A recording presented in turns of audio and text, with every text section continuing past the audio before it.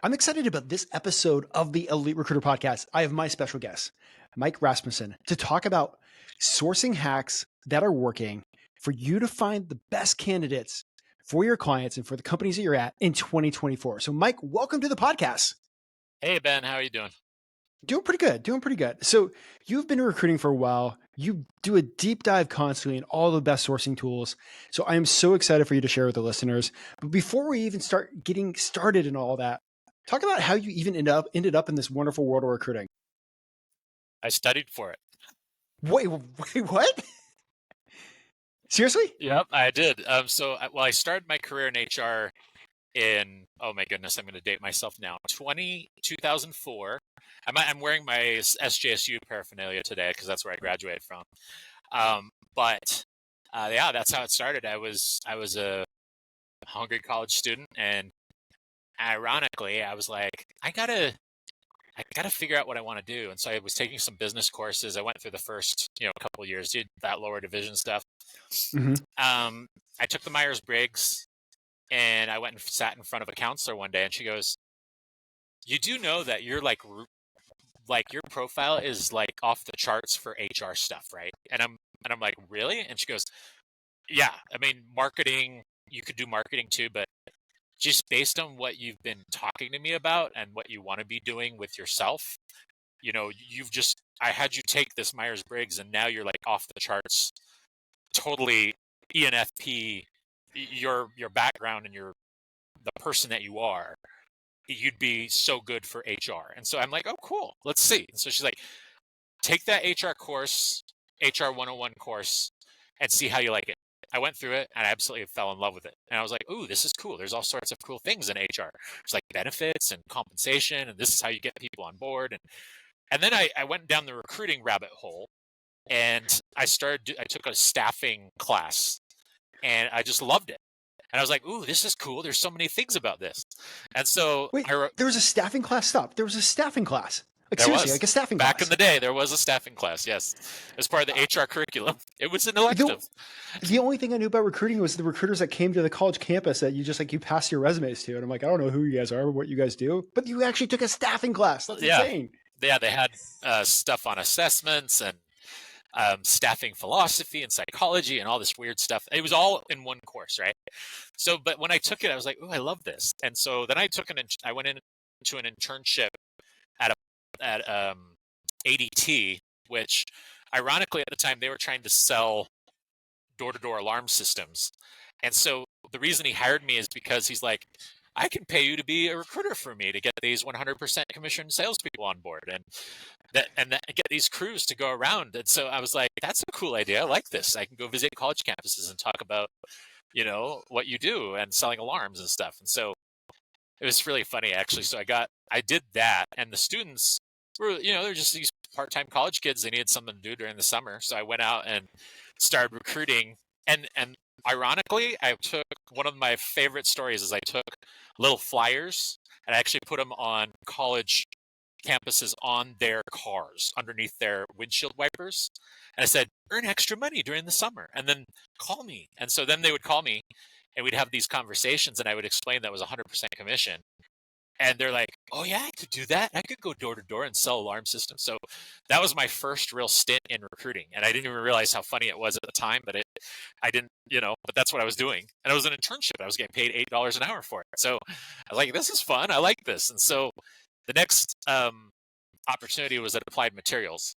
And then it kind of just went from there. And then I fell into an agency role in my senior year.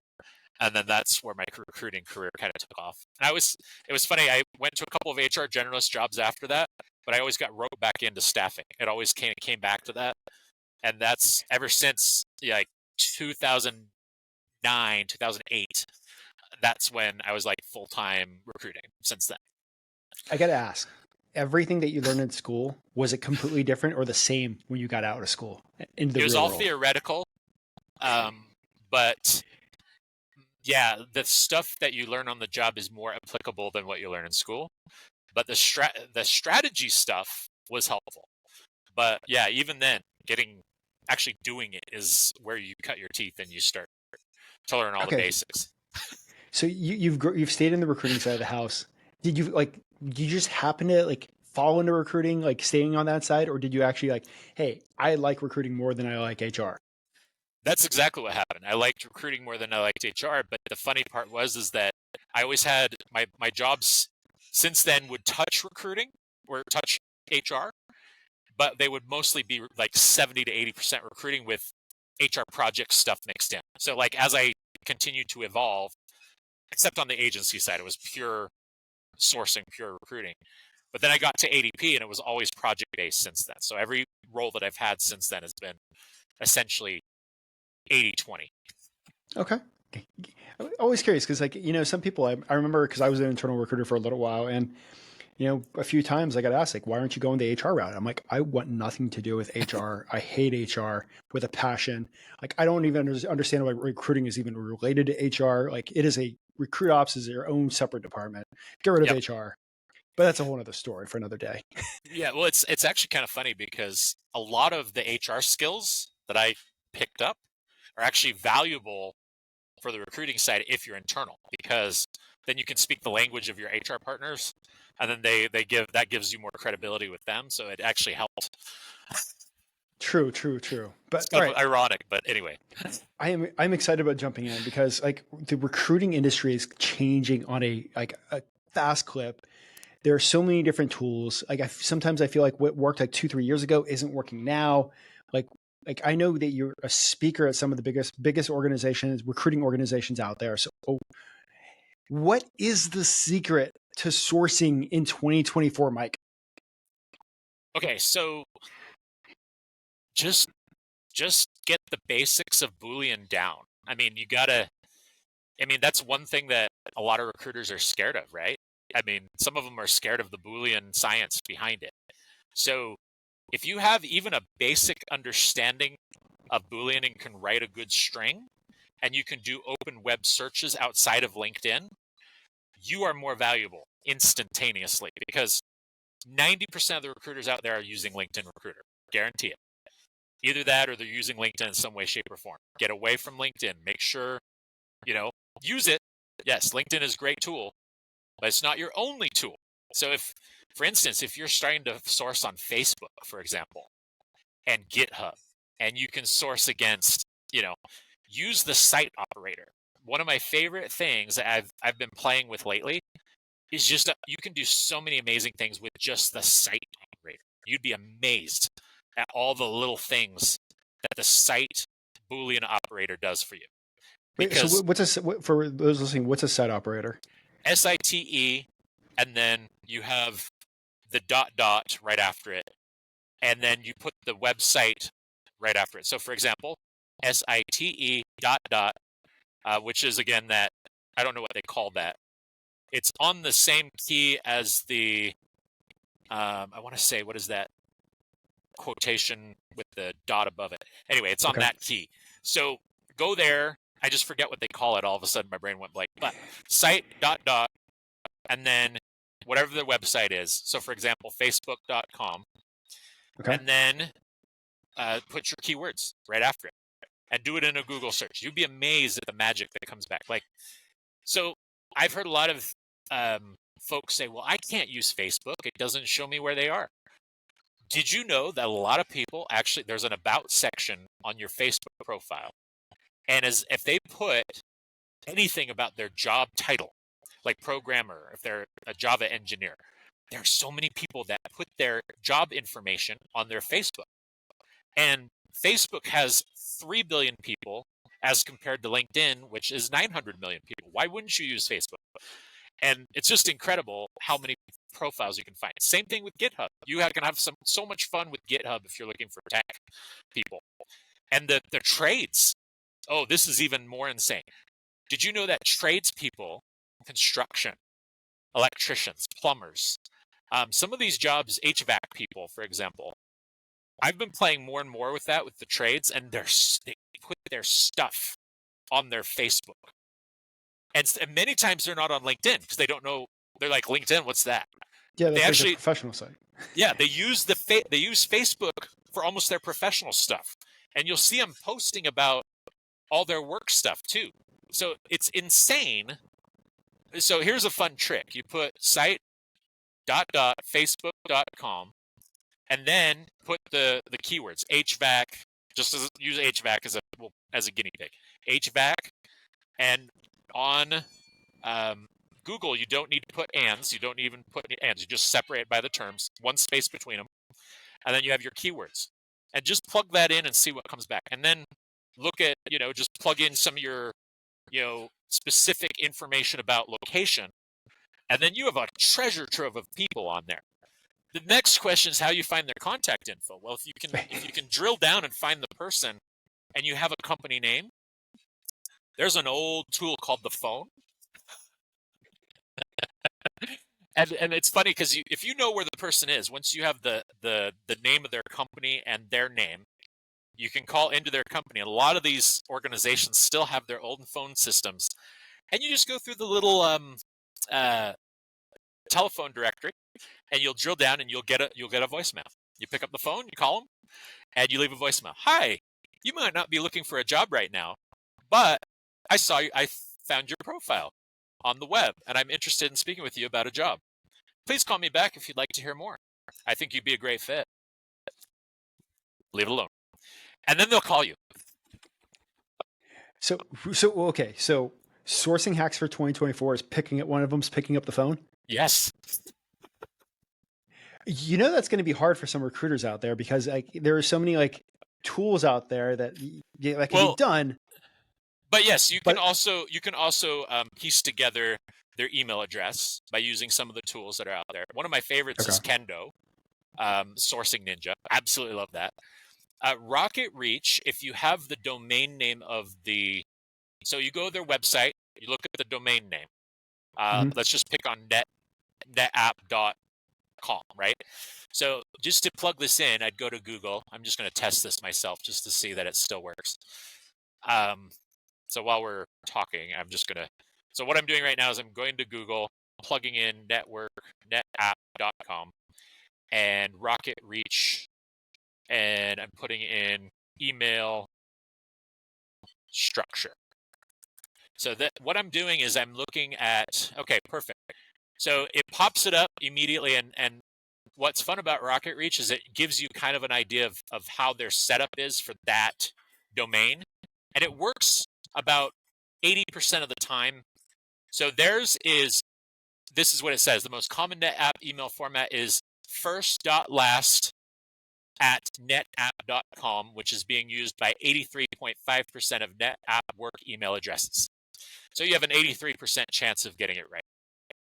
So that's pretty cool, right? So there's another little trick, is just go to Google, type in the domain name of the company, and my exact search was netapp.com Rocketreach email structure.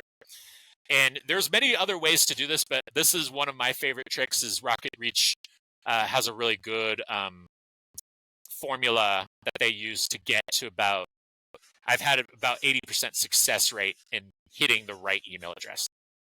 So wow, okay.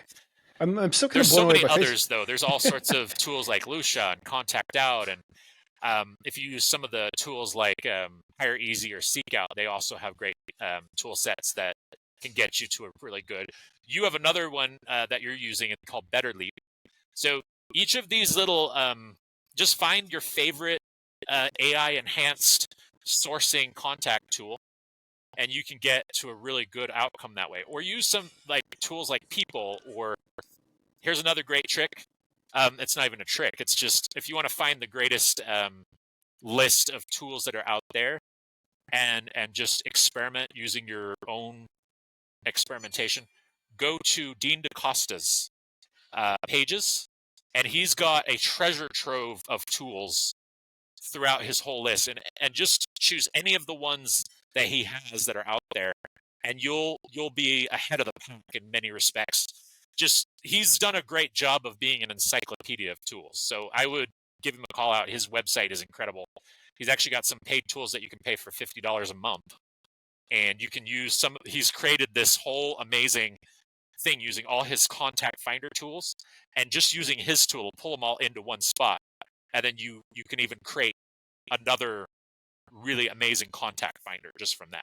So I'm just giving you a few tips, but you want to play around a little bit and experiment. But that's my main thing that I do, is just type in Rocketreach, because I've always had success with it. So, but there are other ways to do it too. So. I know some of my personal favorites are Seek Out, People GPT, and Better Leap. And I feel like tools are always evolving. Tools are always changing. What's good like 2 years ago might not even be around today. But at the moment, say again, what were some of your favorite sourcing and recruiting tools? Lucia, Contact Out, Rocketreach, Kendo, Sourcing Ninja, I really love. That's actually one of my main go-tos, because they seem to have some really, just as an extension, it's really good. There's other ones out there like People, whitepages.com, and other tools that you can use that'll kind of piece it together for you. I think even, would you believe it or not, Chat GPT has some amazing capability as well, just from the standpoint of, I mean, there's so many applications to it. It's not even funny. Like the way to set up a reach out to a candidate and just get a template.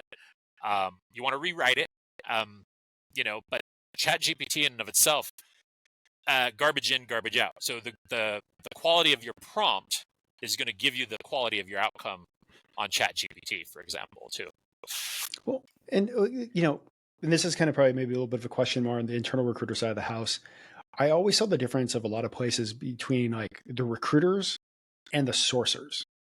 And I know a few places that I've saw sourcers were looked at almost as junior recruiters. And it shouldn't be that way. It's not right. For that I know one exactly recruiting, what you're talking about.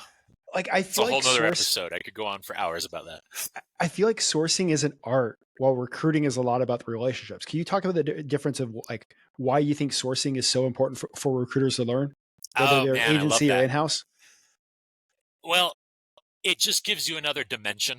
If you're good, mastering the relationship side is very important.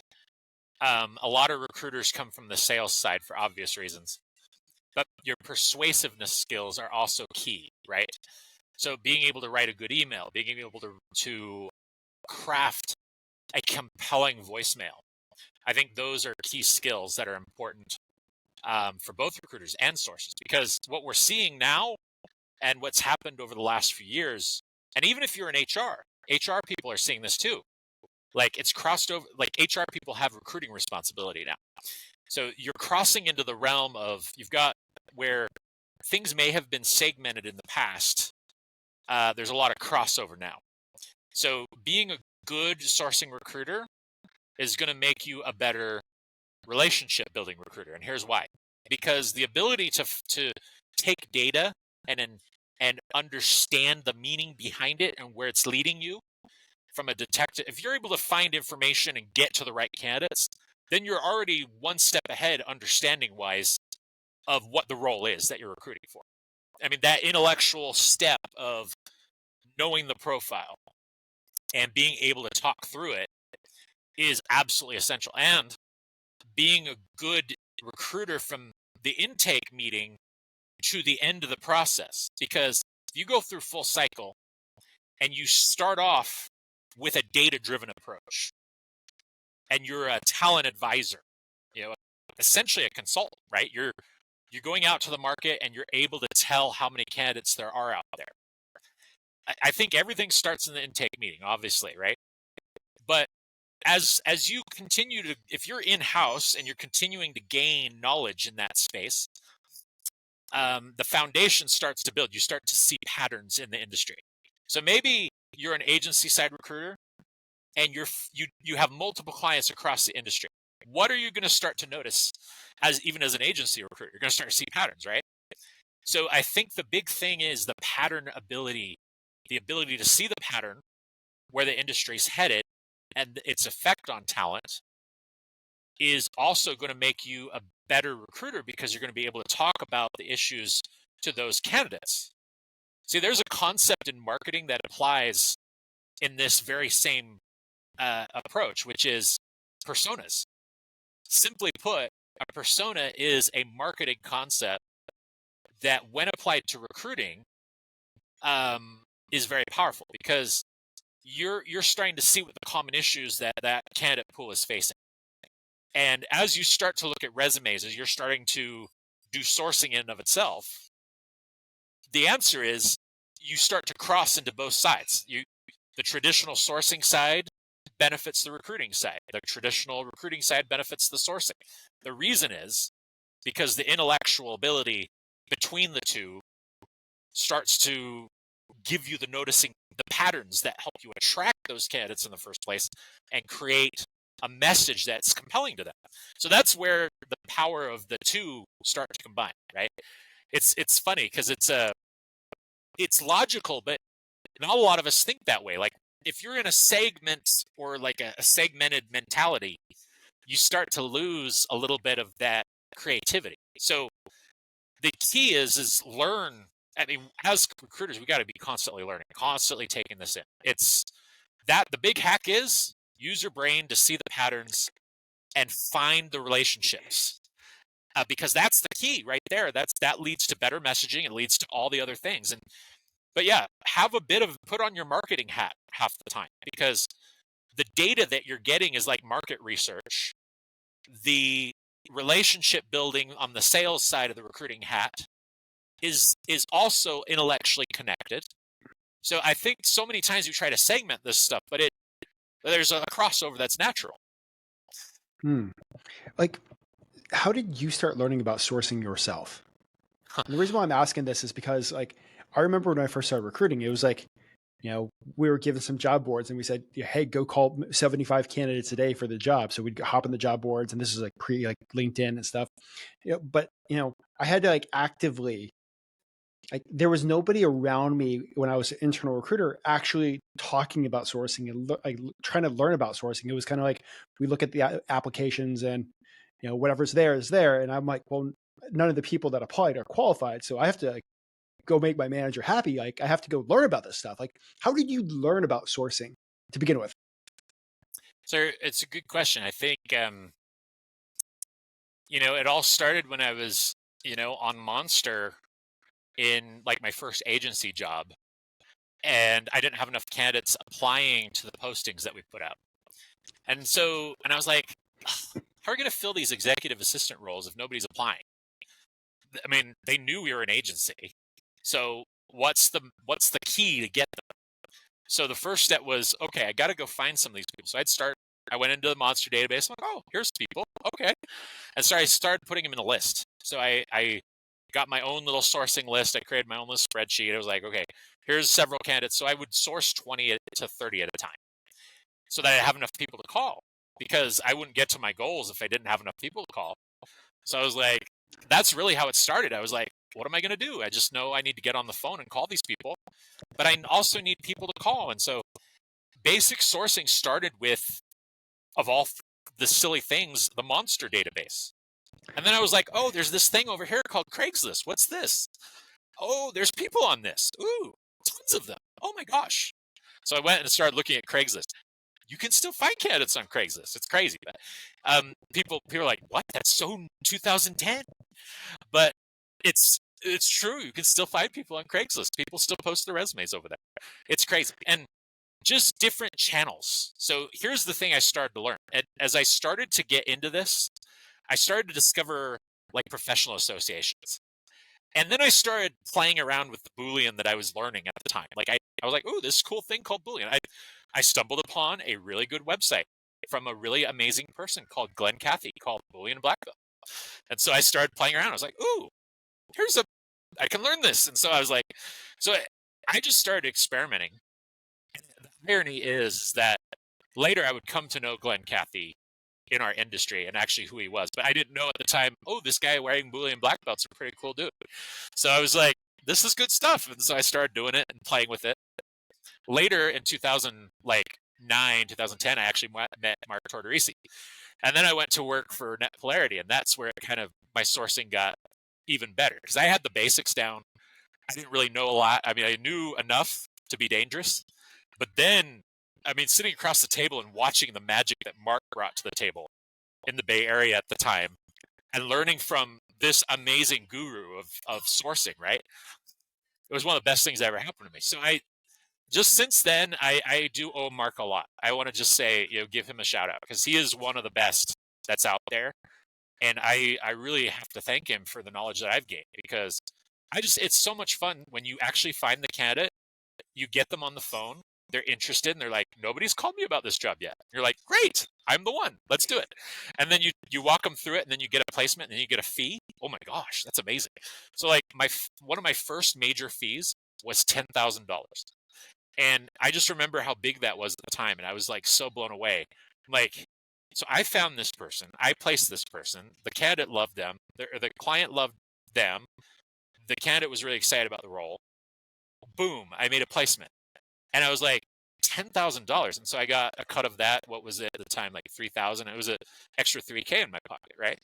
So, I mean, I don't know, just get a taste of that and it gets in your blood, right? It's Well, and I love how you got into it, but that kind of takes in the story. Like, where is like recruiting and sourcing going now with all this artificial intelligence that's coming out and all these like crazy tools that are just like popping out on a daily basis? It's a great question. So Chat GPT can help you write a string. Okay. Let's just be blunt. It has the ability to help you write a Boolean string that's creative and looks good. But you need to check it against, it still has the ability to mess things up. So you take your knowledge of it and then you see what it writes and then you refine it. So here's where artificial intelligence helps you. Your first step should always be to use your own creativity and see how far you can get with that, because that makes your brain smarter. It connects the neurons in your brain and it makes you, your discipline of doing so makes you a stronger recruiter. If you're just depending on the AI to do everything for you, your value goes out the window immediately. So the first step is, yes, use AI, but check it and use it. Don't use it as a crux. Use it as a productivity enhancer. In other words, you should be using AI just like you were using, when you first started with email. Remember all those years ago when email was first invented? What was that like? I mean, it was like, oh, this new thing called email. I can instantly send someone a message. Great. Wow. This is incredible. Man, I was so excited when I got an email. Now I'm not excited. Yeah, right? So, but the thing about AI, it's the same idea. You're adapting to the new world. In other words, don't be afraid of the AI. The AI will not replace your job, I promise you. But if you know how to enhance the AI and you become what I would call a prompt engineer, and you're really good at putting in the right prompts to get the right results that help you with your productivity, you're dangerous. Because that's the power right there. Use it to help you write your Boolean strings if you don't know how to do it, right? If you're still learning. See how it picks out stuff for you. It's amazing just using AI and asking a good prompt of Chat GPT.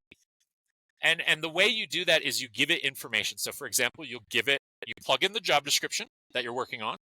You plug in the industry that the role is in. You say, Chat GPT, based on the information above, I am trying to do X, Y, and Z. For example, I'm trying to find the right candidates for this job description within this parameter, within this geography. Can you please help me write a Boolean string that finds the best candidates for this role? It spits something out. Watch what it spits out, though. Look at the mechanics. Learn from Chat GPT. The AI can teach you things. And then you take that information and then you refine it. Then you're getting the best of both worlds. You're getting the AI's amazing tool, the amazing things that it's given you.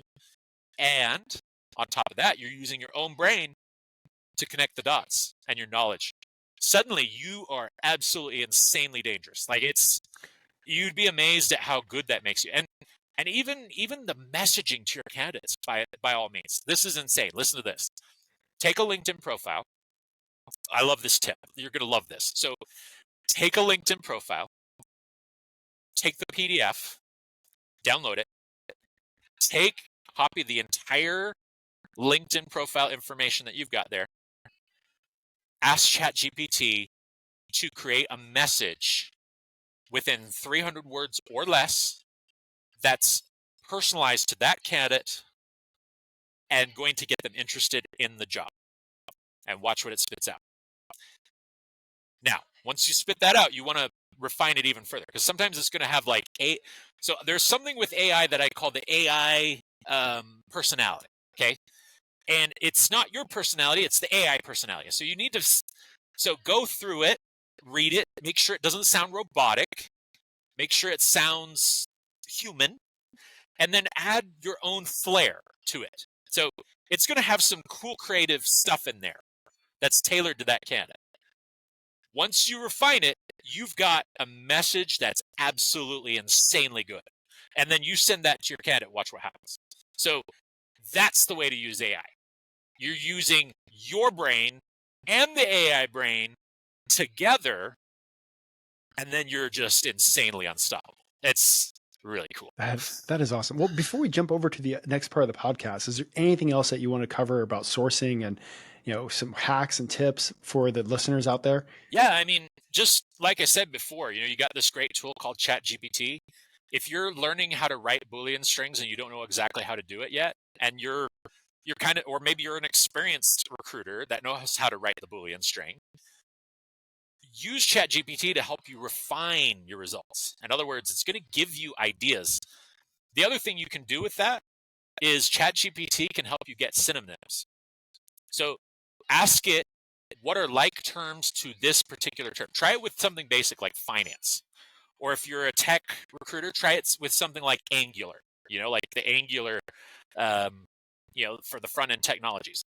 Say, I am looking for a Java development engineer using Angular. What are some other terms that are associated with Angular? Then watch what it spits out. It's going to spit out a whole bunch of great stuff. And it's going to give you search terms that help you refine your string. That's a great tip. Absolutely love that. And it's going to be crazy. This is just Chat GPT. Give it a few years, all the tools, I know, right? And the capabilities. It's just nuts. And it can help you write a killer, those postings that people put out on LinkedIn. Mm-hmm. Ask it to write a job description based on the basic information you give it with emojis and something that has some flair, and watch what it spits out. It's actually really fun. I did an HVAC search once, and I asked Chat GPT to help me come up with a creative, blurb about an HVAC engineer. One of the most basic and mundane roles out there, right? And it comes back and it says, join the cool crew. And I was like, that's awesome. And it was ridiculous. But, when I sent that message to a few candidates, the response back was this. This is one of the most creative job messages I've ever gotten. And I did the exact same thing. I took the Chat GPT and I rewrote it just slightly, and they loved it. Like the candidates were absolutely enthralled by what was written because it made them laugh, and it asked it to have some humor, and it did. It made them laugh and it got them excited. So it's funny that's Chat GPT, right? It's insane. There's been a few times where I've used it for like outreach emails, and I'm like, that's kind of dorky. Let me just like try a few. And I'm like, God dang it, my response rate went up. I guess these TSSCI, it's hilarious, isn't it? I full swear, scope poly people are just annoyed with like the boring emails. But that's awesome. Well, jumping over to quick fire questions, Mike, and these are always fun. What advice would you give to somebody that's just getting started in the recruiting industry this year if they're just getting started now in recruiting? Oh man, don't be afraid to fail.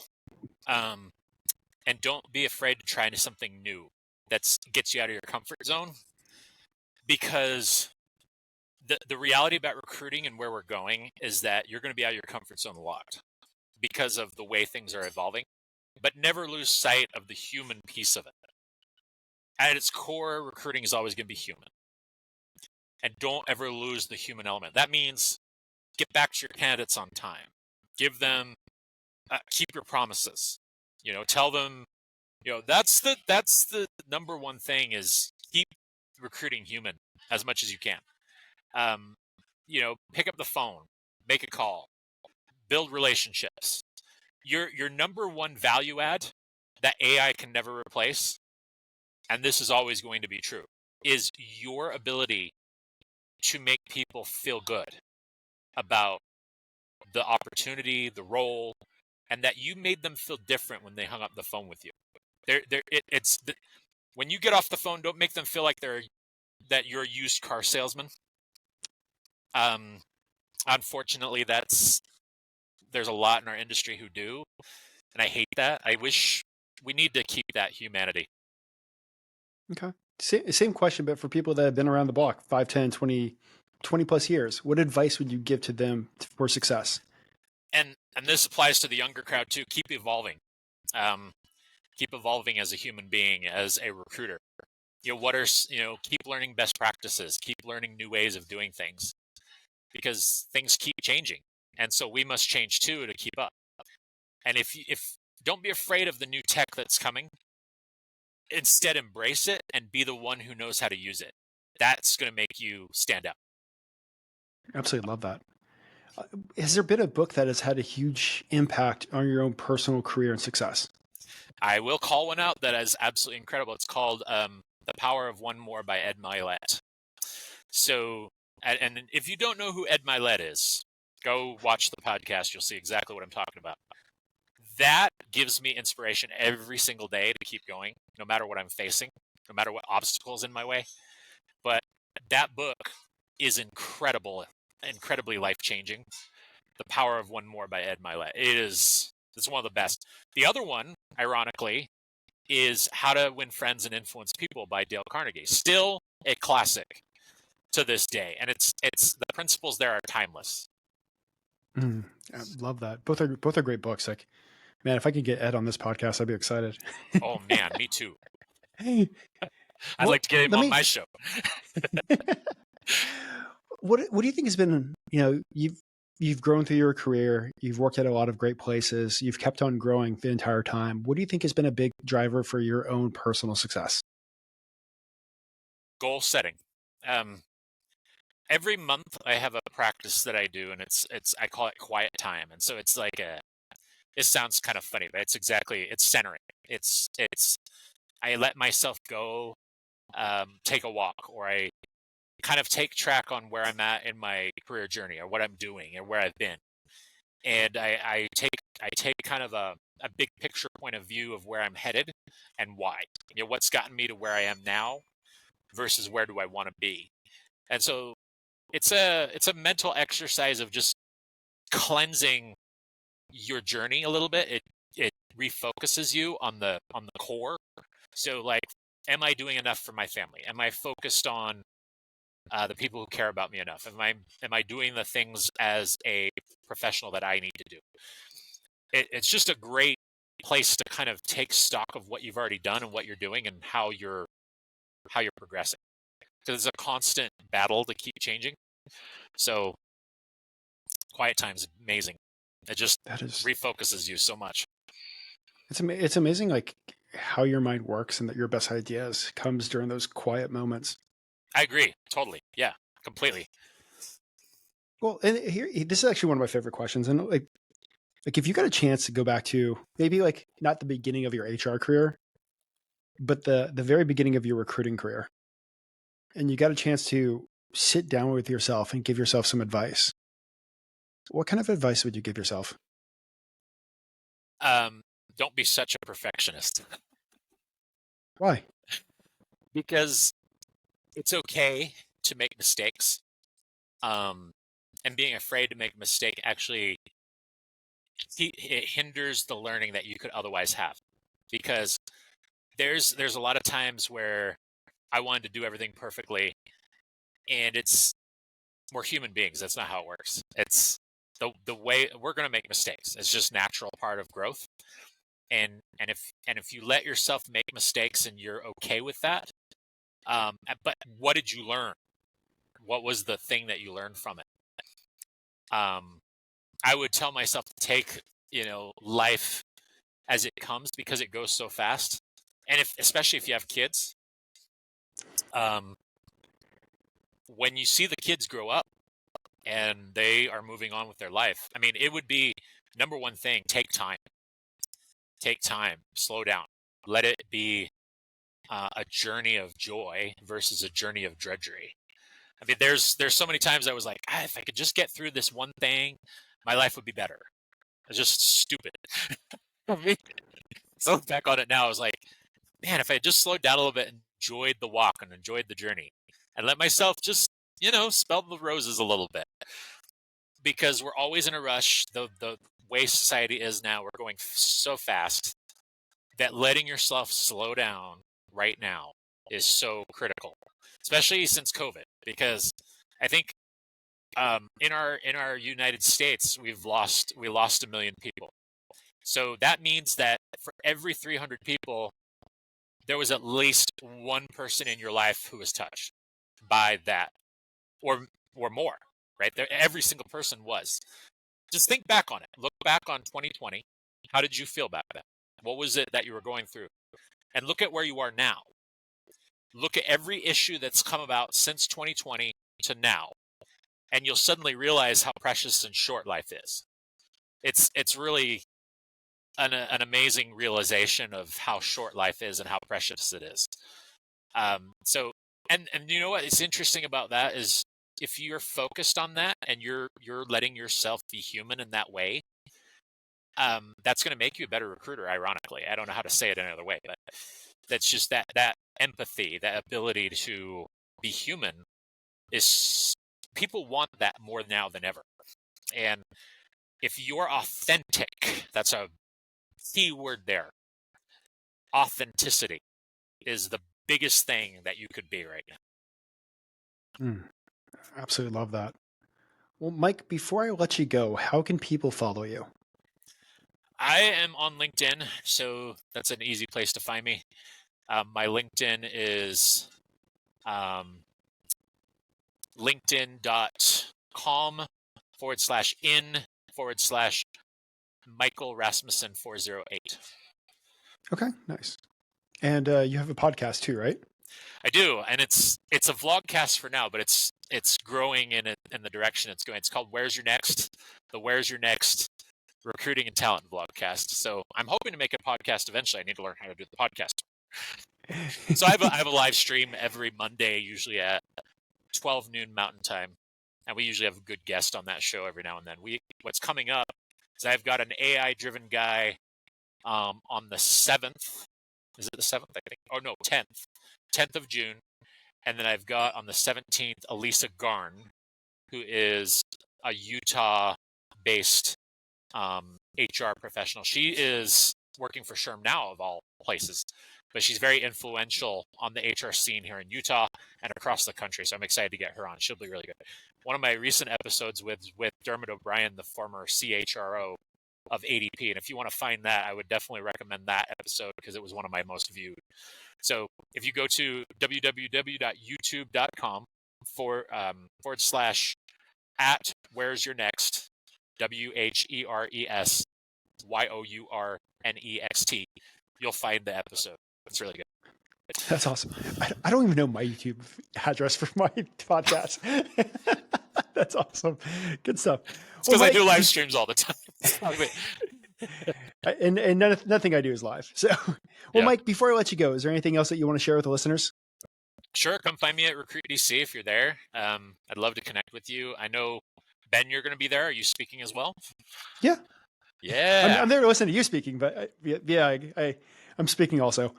Yeah, it'll be good. I think you'll have a great episode. That'll be fun. And hey, maybe we could turn the tables and do a live stream there on Where's Your Next and have you be the guest. How about that? Maybe we could put that together. Well, Mike, I just want to say thank you so much for coming on the podcast, talking about recruiting, talking about sourcing hacks.